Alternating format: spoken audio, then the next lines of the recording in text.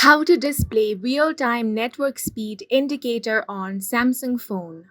Hi guys, welcome to our channel. Let's begin. In this video, I will guide you step by step on how you can display real-time network speed indicator on your Samsung devices.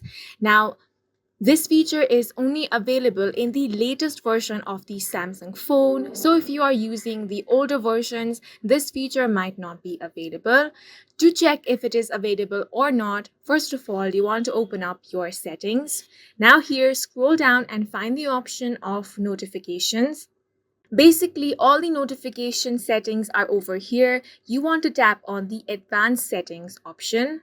Now here on the status bar right below show battery percentage, you should have an option of show network speed in real time. As I said before, if your Samsung phone is the latest version, then only you will have this feature. As you can see, I don't have that feature here. However, if you have the option of show network speed in real time, you simply want to toggle on that option. So once you have toggled that option on, the network speed is going to show in real time in both kbps and mbps. If you found it helpful, please make sure to hit the like button and subscribe for more videos like this.